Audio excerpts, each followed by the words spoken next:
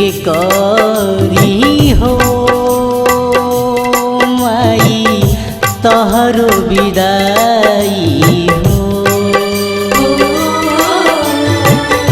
कैसे के करी हो माई तहरो विदाई हो।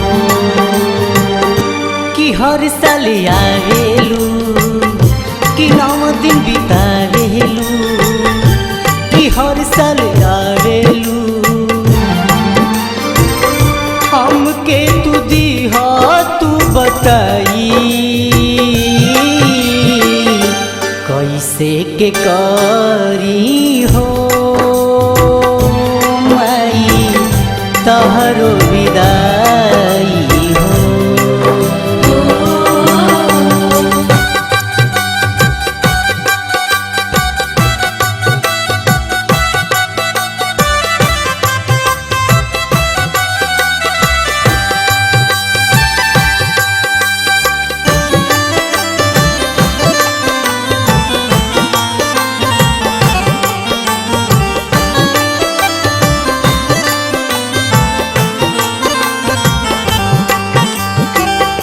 बड़ा रे जतनावा से माई बोलवानी 9 दिन माई पूजा पाठ करवानी।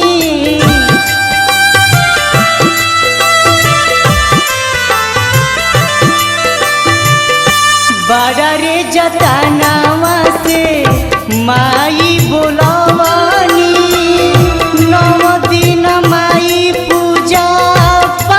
करवानी। कि दिल मोर धड़कता कि अखिया बरसता कि दिल मोर धड़कता इतना तू दीह तू बताई कैसे के करी हो माई तहरो विदाई हो।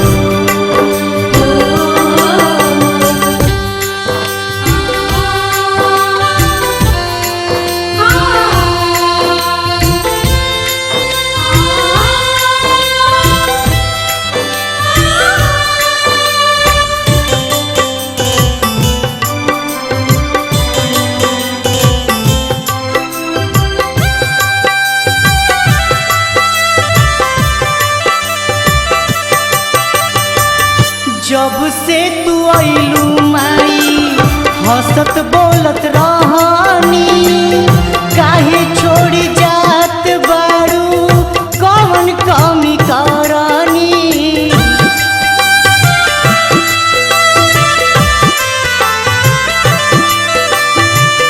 जब से तू आइलू माई हंसत बोलत रहनी काहे छोड़ी जात कौन कमी करनी। कि माई जब जइबू हो बोलो न कब अइबू हो कि माई जब जइबू हो इतना तू दे तू समझाई कैसे के करी हो माई तहरो विदाई हो।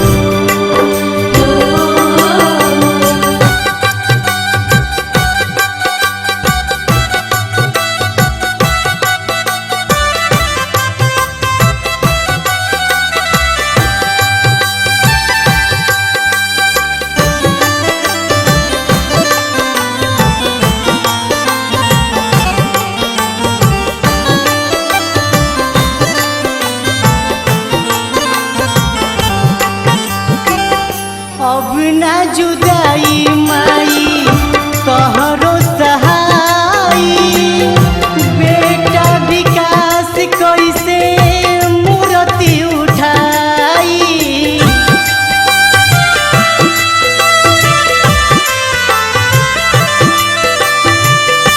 अब ना जुदाई माई तहरो सहाई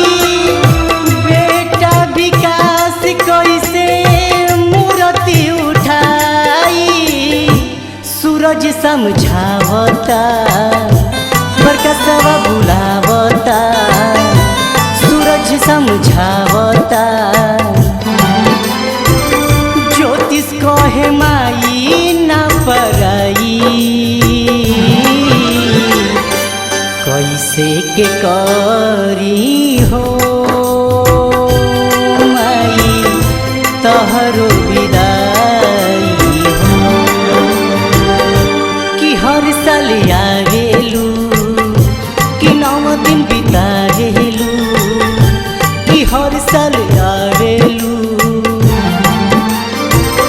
हमके तू दीह तू बताई कैसे के